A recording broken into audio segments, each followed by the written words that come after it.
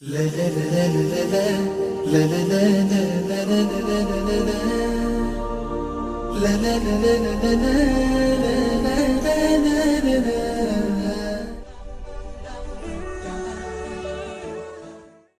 It's a great blessing of Allah the Almighty that He has given us all the opportunity to gather in such a blessed gathering once again. It's a great blessing from Allah the Almighty that has given us the ability to perform the Eid Salah once again. And this is truly a blessing that we should basically embrace. And this month of Ramadan that just passed, we learned many lessons from this month. One of the lessons that we learned is the lesson of self-control. How do we control ourselves? In Ramadan, we stayed away from eating, from drinking, from fulfilling our sexual desires, obviously when one is married, etc. So we stayed away from these things. Why? Because it was an order from Allah. It was part of our fast. Now, but these fasts that we kept in Ramadan, it wasn't just the fasting of staying away from eating, staying away from drinking, staying away from fulfilling our permissible sexual desires, but it was the fast of our whole body. The training that we're supposed to have gained is the training of self-control, the quality of self-control, where we are supposed to inculcate this quality of self-control in all parts of our body. So just like we stayed away from eating, drinking, etc. in Ramadan, likewise, we have to stay away from sin. We have to stay away from saying unnecessary things. We have to stay away from backbiting. So it was the fasting of our tongue as well, where we don't say unnecessary things. We don't swear, because that is not the sign of a Muslim. That is not what a Muslim does. We don't backbite. We safeguard our tongue. We make sure we safeguard our hands as well, because this was a fasting of our hands as well, where we don't use our hands unnecessarily towards others. We don't hit anyone, etc. Likewise, it was the fasting of our eyes, where we don't unnecessarily look at unlawful things, illicit things, where we control our gazes. Likewise, it was the fasting of our ears as well, where we don't listen to unlawful things. Likewise, it was the fasting of our feet as well, where we don't walk towards sin, etc. So in this month of Ramadan, one of the main qualities that we're supposed to have learned is the quality of self-control in our whole body. And we need to maintain this throughout the year. Another lesson, important lesson that we learned in Ramadan was the lesson of instilling into ourselves the fervor to do good deeds. So doing good deeds at all times, no matter how minute they are and no matter how minute they were in Ramadan.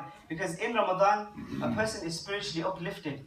And because he is spiritually uplifted, he has the fervor in himself to do good deeds. And whenever he gets the chance to do good deeds, no matter how minute it may be, especially when it comes to charity, etc., he latches on to the chance of carrying out the good deeds. So we need to maintain this throughout the whole year as well, no matter how minute the good deed may be in our eyes.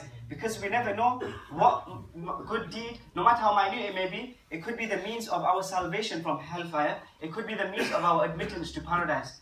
It comes in one narration that on the Day of Judgment, there will be a person, he will come in front of Allah the Almighty. He would have done no good deeds whatsoever in his life. However, Allah the Almighty, He will place the judgment that enter paradise.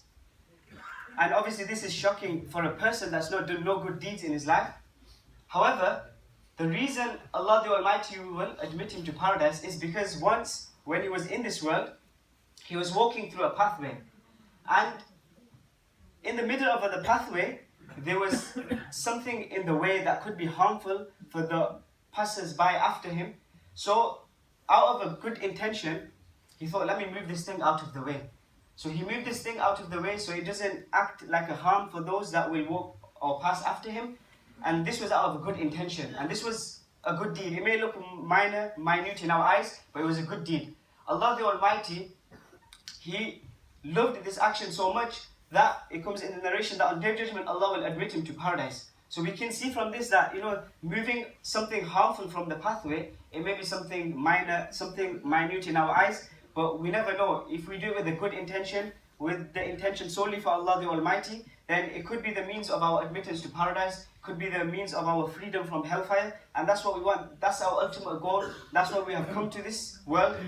The ultimate purpose of our creation is to worship Allah the Almighty. That's why we have come to this world. And obviously, doing good deeds, acting upon good deeds, no matter how minute they may be, no matter how minor they may be, it comes and falls under worship. And that's why we've come to this world. Allah the Almighty mentions in the Quran, وَمَا خَلَقْتُ الْجِنَّ وَالْإِنسَ إِلَّا لِيَعْبُدُونَ.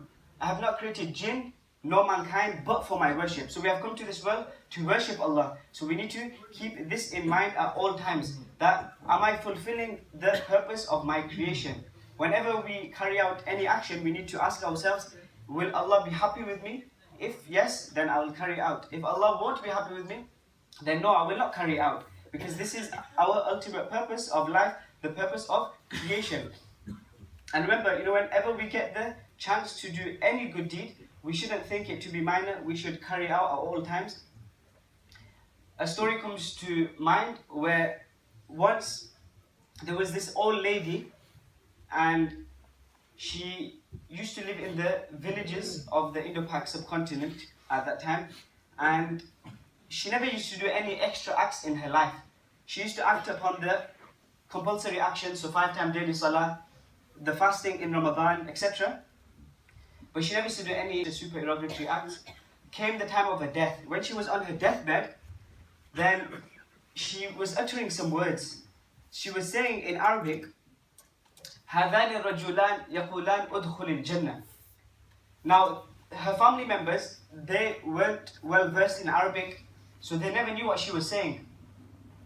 So the first thing that came to mind was that we need to call the Imam Sahib of our local masjid, because he may know Arabic, and the youngsters of the household, they were well versed in Arabic in the sense that they used to recite Quran. They never understood Arabic, but they used to recite Quran, etc. They had the idea that, she's saying something in Arabic. So they ran to the Imam of the masjid, local Imam. They called him and they explained to him that, quickly come down. Our grandmother's passing away and she's saying something. We need you to find out what she's saying. So the Imam Sahib came and he listened.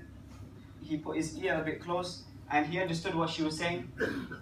Anyway, everything took place. She passed away and her ghusl, she was bathed, etc. And then funeral prayer took place and then she was buried, etc. as per normal. After that, the Imam Sahib spoke with the family members, and the family members obviously asked in detail, what was she saying? So the Imam replied and said, she was saying in Arabic that these two people are saying to me, enter paradise.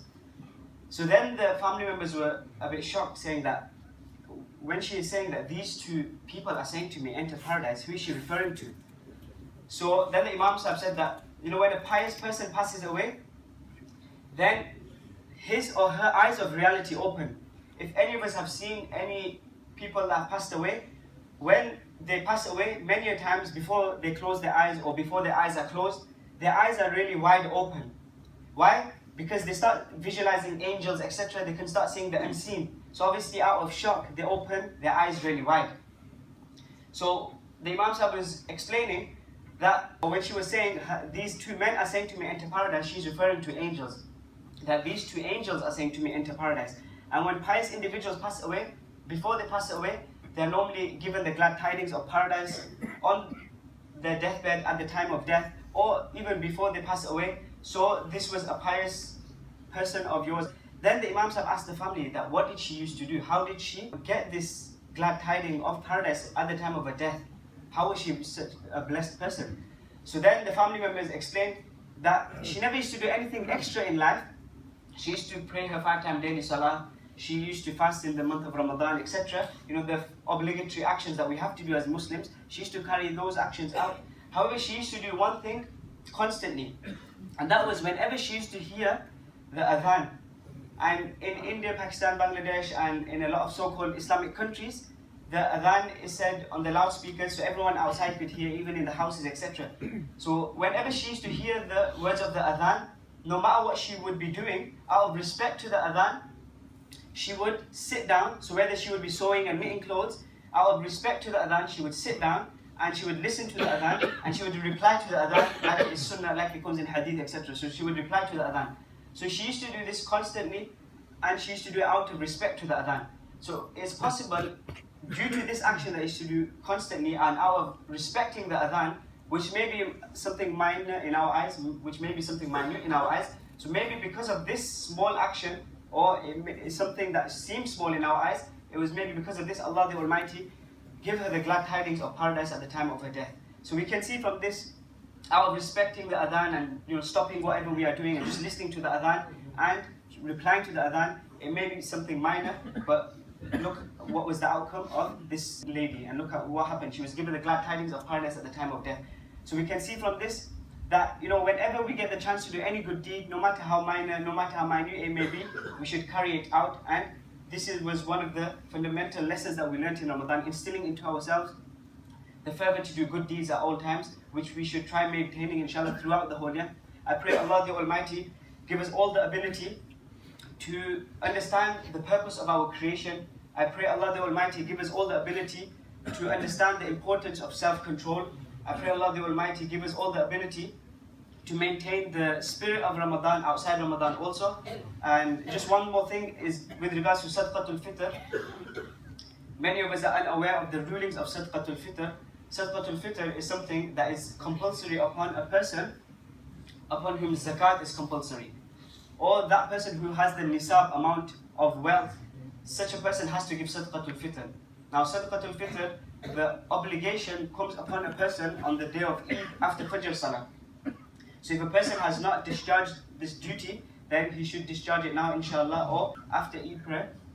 And remember, it's best to give it before Eid prayer, so those poor people around the world that are not being blessed with such happy occasions due to their poverty, etc., they are blessed with the happiness of Eid as well. So the money, etc., is sent to them. But if we've not given it, make sure we give it now. And it's a very small amount, it's only approximately £3 anyway. And those that are elderly and got children, you should give it on their behalf as well.